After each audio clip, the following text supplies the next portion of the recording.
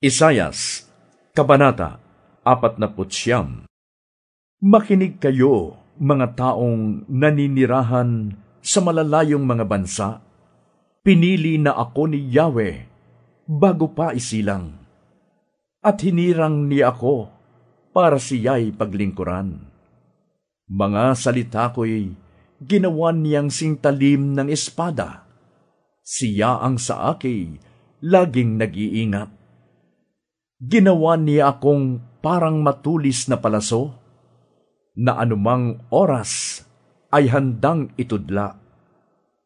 Sinabi niya sa akin, Israel, ikaw ay lingkod ko.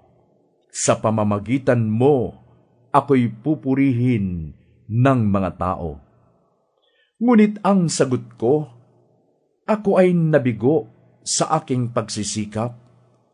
Hindi nagtagumpay, gayong ibinuhos ko ang aking lakas.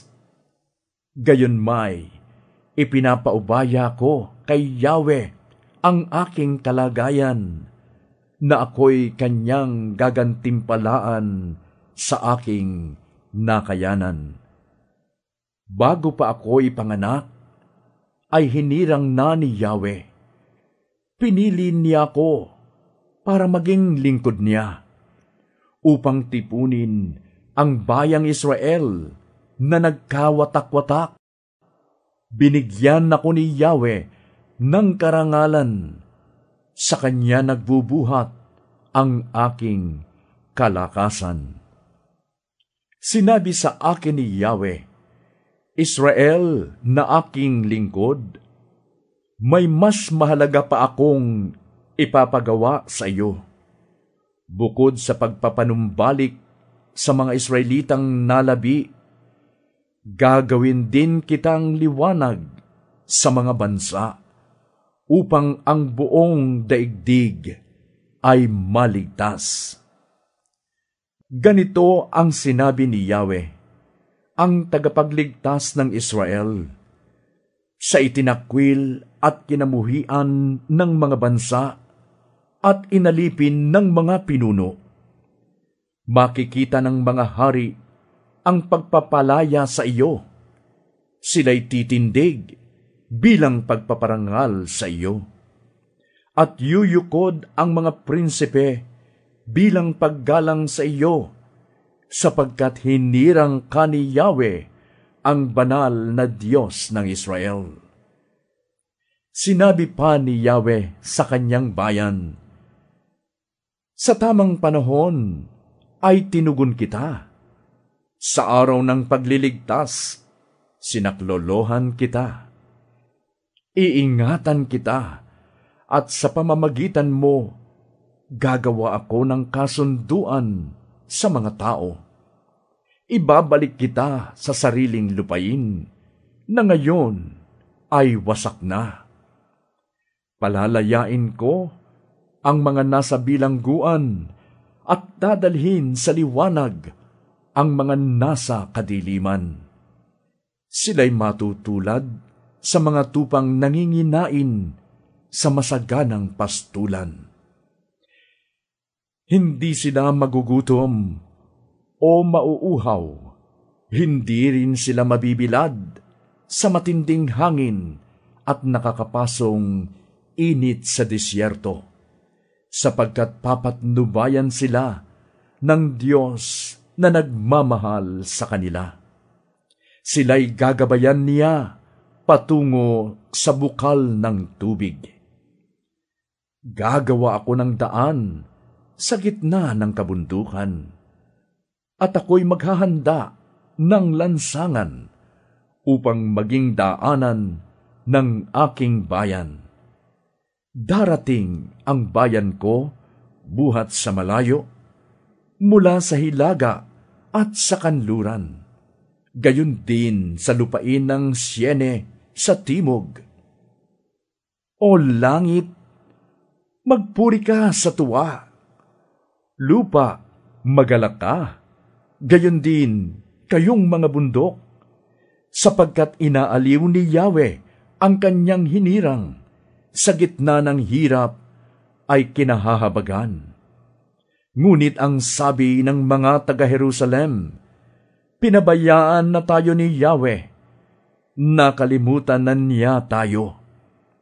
Ang sagot ni Yahweh, malilimot kaya ng ina ang sarili niyang anak?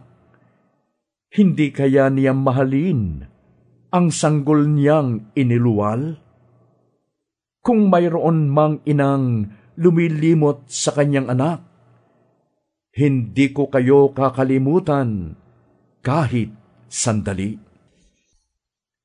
Jerusalem, hinding-hindi kita malilimutan. Pangalan mo'y nakaukit sa aking mga palad. Malapit nang dumating ang muling magtatayo sa iyo, at ang nagwasak sa iyo ay paalis na. Tumingin ka sa paligid at masdan ang nangyayari. Ang mga mamamayan mo'y nagtitipon-tipon na upang umuwi. Ako si Yahweh, ang Diyos na buhay, ang nagsasabi, ipagmamalaki mo sila balang araw, tulad ng babaeng ikakasal na suot ang kanyang mga alahas. Aking pinabayaan na mawasak ang iyong bansa, ngunit ngayon ito'y magiging masikip sa dami ng tao, at ang mga taong dumurog sa iyo ay itatapon sa malayo. Sasabihin ng mga anak mo balang araw na isinilang sa pinagtapunan sa inyo. Ang bayang ito'y maliit na para sa atin. Kailangan natin ang mas malaking tirahan. Sasabihin mo naman sa iyong sarili, kaninong anak ang mga iyon?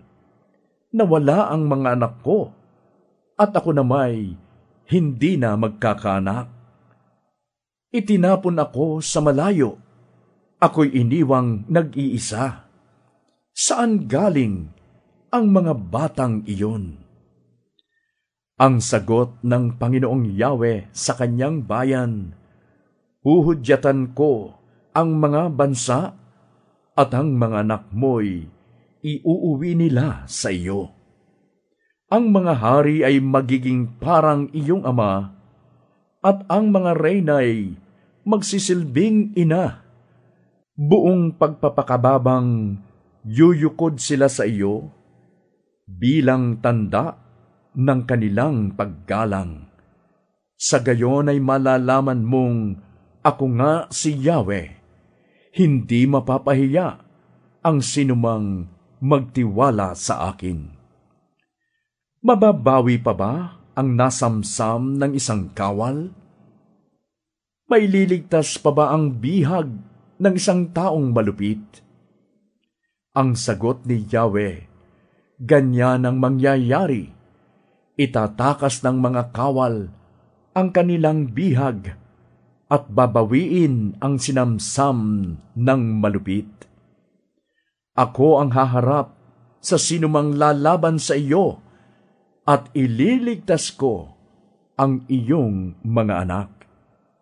Hihimuking kong magpatayan ang mga umaapi sa inyo. Mag-aalab ang kanilang puot at mahuhumaling sa pagpatay. Sa gayon, makikilala ng sangkatauhan na akong si Yahweh, ang makapangyarihang Diyos, ang nagligtas sa Israel.